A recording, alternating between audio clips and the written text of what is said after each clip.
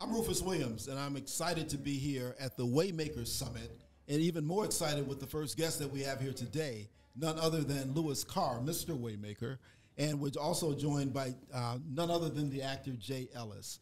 Louis, good morning, good afternoon, good whatever this is. Good morning, Rufus. How are you, man? I'm good, man. This is a great start. How do you feel about how things are going so far? Well, I'm excited to kick it off with Jay Ellis. I've been knowing Jay for years. He's an amazing actor. You know, he put that exclamation point on it with Top Gun. All right. And I'm going to talk to him about that today because that kind of came out of nowhere. It was like Insecure. We was like, yeah. Then he came up with Top Gun. We like, what? So, you know, just excited to be here. And, you know, the brothers are coming in right now. So this is a real privilege for me and a real honor to be here with Jay and you. I don't know if you've been downstairs, but to see all these young men coming in downstairs, lining up, just excited to get up here. And everybody's in good frame, good shape, good spirit. You've done something phenomenal, Louis. Congratulations. Thank you. When I came up and saw the buses dropping people off, I was like, they got buses? I'm like, am I paying for that? Yeah. Or are they paying for that? So they got buses and they're hungry, so you have to feed them to come through too. Jay, it's good to have you here, man. Thanks for coming to Chicago to do this with us. Yeah. So, you know, I have been very steeped in education for the longest time. So the first thing I noticed about you is that you went to 11 schools in 12 years. Yeah, man. How does that happen? Yeah, my dad was in the Air Force, so we moved around a lot, man. And even when we were in a city for a stretch, we would still move cross town or move. I think I went to like 5 schools in Tulsa, Oklahoma in the course of like 6 or 7 years. Like we still would just kind of move around in a city, or I would get restless in a school and want to move around. So I bounced around a lot, man. So new things are easy for you. Easy. I mean, although, you know, getting older now, I'm kind of like, you know, I like my stuff. But, you know, yeah, new things have been kind of easy for me. I think that's always been my superpower. It's kind of hard to have friends from childhood if you're moving around that much. Yeah, it was tough. It was tough. You know, you move around so much, and obviously back then social media was different. Like we didn't have it like that, so it was tough. I think for a long time I didn't know how to deal with closure. Just because we would just pick up and we would move, and then we'd be on to the next. And then I think, you know, after a while, I started to realize some patterns in my own life. We don't need to get into it. We ain't gonna talk about those. Get into it, but I started to realize some patterns in my life and realized I needed to figure those out. And then, you know, you're fortunate enough. I've been fortunate enough, man, Louis, 13 years? It's crazy, man. I've been fortunate enough to, like, have people in my life where even if I only see them once a year or once every 3 years, like Louis, like it's just an automatic pickup. Like that kinship, that friendship, the brotherhood, the mentorship, like it immediately just picks right back up where it left off. And, you know, I've been fortunate for that. Those are real friends. I don't know why you and Louis think that we're not going to get into these patterns. Because these are the kind of things we're here to talk about, right? So give me one. What kind of patterns did you get into that you needed to come out of? I think I just found myself a lot of times like not finish it. I would walk away from things just in general, right? It could be a relationship. It could be a hobby. It could be a job that I was excited about for a minute in time. I would just find myself constantly walking away from things and would never really take the time to really assess why I was walking away or why I was unhappy with a thing. And some of it was intimidation, and I was like, oh, I can't do it, and I don't want to do it, so it's easier for me to run away from it. Some of it was just like, oh, I'm not passionate about it. But I think I just never really gave myself the time to, like, find those answers until I found the thing that I love. I think once I fell into acting, I think that's when it all really clicked for me to, like, go back to, like, why wasn't I finding closure with a lot of other things in my life, man. Interesting. So how did you find acting? Man, it was a journey. I started in college, actually. I used my electives, and I played college basketball, and I used all my electives in college to, like, do stuff around the theater program.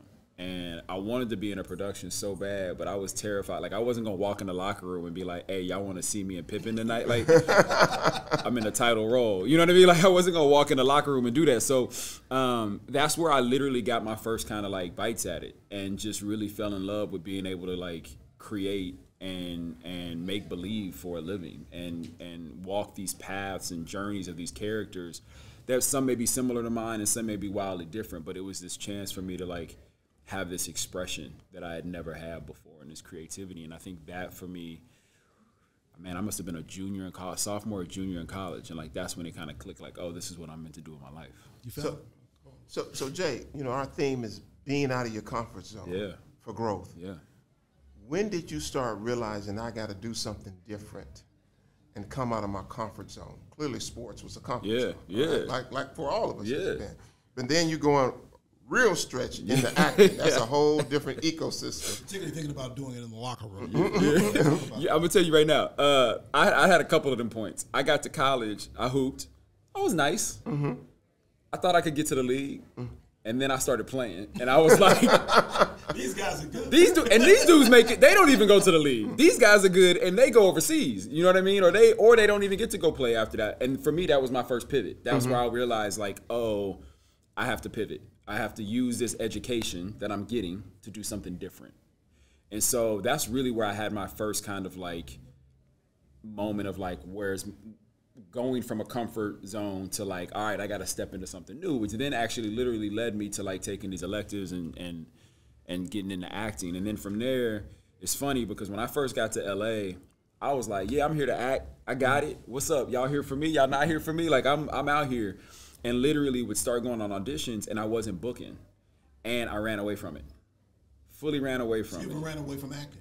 Fully ran away from it. Like I was like, man, I ain't trying to be no starving artist driving across town and no auditions. They don't see, then they don't deserve me. Like whatever. But again, it was me running from this growth. It was me. I didn't want to be vulnerable. I didn't want to be uncomfortable. I didn't want to go through that process of learning a whole new craft and what it took to learn that craft. B, the feeling of auditioning and not getting a job, that rejection, right? You hear no a lot. And so, like, I didn't want to go through that. I didn't want to feel that. I just wanted to be loved. And so I was like, well, if y'all ain't going to love me, then I'm going to move on and go do something else. And so I literally walked away, probably for about a good 3 years while I was in LA. And then I kind of got back into it. I was in a job. I was in a retail job, actually. I was a West Coast regional manager of this retail brand. My boss called me, and she was like, hey, I just got laid off. You're the only person I hired since I've been here. You're probably going to be next. And all I could think about was like, I moved to LA to act. And I'd never given myself a real chance. And I could do retail anywhere in the world. So why choose LA? And I love LA, but why there? And so I just kind of kept coming back to this thing of like, I want to give myself a real chance to do this. Like I want to actually be uncomfortable, go through it, sit in class, and do it. And so I ended up enrolling in a class. I worked overnights at Target. I bartended, I worked the front door at a club. I did all kinds of stuff, whatever I could do to make ends meet so I could be in acting class one night a week. And then I would just sit in other acting classes and just watch. Like I would beg my acting coach to just let me watch. Wouldn't participate. And that ended up kind of being this moment of like super uncomfortable, wildly uncomfortable, because now I'm dealing with feelings that I never really dealt with before. I'm watching people who are technically proficient do something that I'm like, I'm messy, I'm all over the place. But it was just that thing of like, you know, if you want to get on the other side, then you just got to go through it. There's no other way. Jay, what were those moments like? So you come in, you're a basketball star in college. You're thinking about going to the league. You're going to be this actor, but you're boxing things at Target. Yeah. Talk about what that felt like to be in that moment, given the skills that you had and where you thought you would be going. Yeah, I mean, you know, star is a strong word. I don't know if I would call myself a basketball star. I don't know if the basketball star. We give promotions. We give awards here. Take it, Jay. That's real. Do we give contracts? Those we don't. Because if we give max contracts, I'll take one. Nah, you know, it's crazy to feel like you own something, right? To feel like you're so good in something and you've put in the time and you've been good at it, right? And then all of a sudden you not get the response that you're expecting or not get the accolades that you're expecting or even the growth, that personal growth that you may be expecting, right? It is a wild thing to like have to look at that and then reassess and decide, okay, well, can I push myself further? Am I not doing the work, or is this where I'm meant to like tap out in this thing? And now I can use these skills and use everything I've learned from being a teammate, from being a scorer, from being a passer, like all these things. Can I use the principles of those things somewhere else? And I think for me, like that was the thing. Like when I go to work, when I'm on set, I feel like I'm with a team. Like, nobody is more important than anybody. We all got a job, and if I don't hit my 20, if I don't get 25 tonight and you don't get your rebounds, then we going to be here for 14, 15 hours, and then when that show air, ain't nobody going to watch it. So, like, I just feel like, to me, like, I feel like I learned so many lessons from basketball that I was able to take into my life when I started working in corporate retail to then when I started acting. Like, it's always been, like, what lessons can I take to that next stage in my life? I want to go back to some of these uncomfortable times, though, Yeah. because when you're there, this is not overnight that you say, you know what, I'm not doing this, I can go do this. Yeah. I'm not playing basketball, I'm going to act. Yeah. I'm not acting, I'm going to go and do something else. I'm not going to stay successful in retail because my boss got fired. I need to go do something else. Talk about the transition, talk about the time, and talk about the depths that you get into in making those decisions at those times. Yeah, man, it's tough. You know, you're basically looking up and you're like, all right, well, what am I going to do with my life? You know, like, it's a question that you're constantly at. And then what is accessible to me, what's not accessible to me, what resources do I need? But I think a lot of it for me was really digging into, like, why do I do the thing that I do? And for me, that why has always driven my acting. And my even pursuit of my career has always been driven by my why. And I always come back to it. And so there are plenty of things that I've said no to. There's plenty of things where I could have easily done and maybe have gotten on faster and maybe gotten jobs faster. But my why, for me, was always the thing that, like, guided my decisions, my choices, and the things that I've been lucky enough to be a part of. Jay, young people ask me this question all the time. Did you ever have any self-doubt? Oh, and man. if you did, how did you come out of that space? Oh, come on, man. I had self-doubt this morning when my alarm went off. I had some self-doubt this morning. I think that's a healthy thing, but it's knowing how to deal with it, right? I think we all have self-talk. Like, it happens, right? But I think it's about knowing how to deal with it and knowing if you're a person who easily falls into it just because you think it. Is that going to become your thought pattern? You know what I mean? And so I think a lot of it for me was like, putting myself around people who had a goal and had a vision, putting myself around people who maybe had already achieved the thing that I wanted to achieve.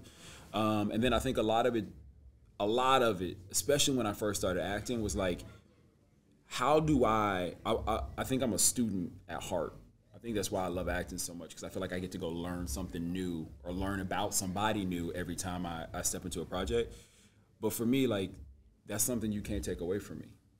What I go out and learn is mine, and I own that. And I know if I did my work and if I learned everything that I was supposed to learn and I studied it, and if I wanted to know about a script and a director and everything else, I know for a fact that if I went and did that work, when I show up, the self-doubt is erased because I did my work. I may not get it, but I still can be proud in the fact that I did my work. You did it. Because you don't win all the time. No. But you got to try all the time. You got to try all the time. I want to take a minute and reintroduce the people I'm here with. I'm on Louis Carr's summit, Waymaker Summit, so I should probably reintroduce Louis Carr as the man, the legend who's here and put all this together. And Jay Ellis, the big-time actor who's been on BET series The Game. He was also on the HBO series Insecure. And importantly, as Louis pointed out when you came in, if you all saw Top Gun Maverick, he was also there in Top Gun. Here at this men's summit, Jay, if there is something that you can leave with the young men who are here, who need some inspiration, who need to understand how to move their lives forward, what advice would you give? The journey, man. For me, it's all about the journey. I think, when you set your sights and you set your goal and you kind of focus on the thing, your intention and the thing that you want in life and that you want to go and achieve, it's not linear. It zigzags, and you'll take 2 steps forward and 1 step back sometimes, and that's all okay. I think it's all about learning that across the journey and through the journey, there is something for you to take. From every zig and from every zag, there's a lesson for you to take, a skill set for you to take with you along the way to, like, your end goal. And I think if you can be mindful, because I think a lot of times people get thrown off. And then when just because you pivot left doesn't mean that it's over. It just means you got to figure out how to pivot back right, And I think that, like, you can find something in that pivot left that you can use with you to take to the next level. Excuse me.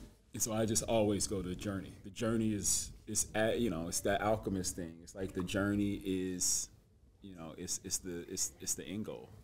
The journey and the lessons that come along with. Jay Ellis, thank you so much for being here at the summit, and thanks for sitting in the podcast with us, with me and Mr. Carr. Mr. Carr. Today. All right. Come on. Thank you, Rufus. Thank you, brother.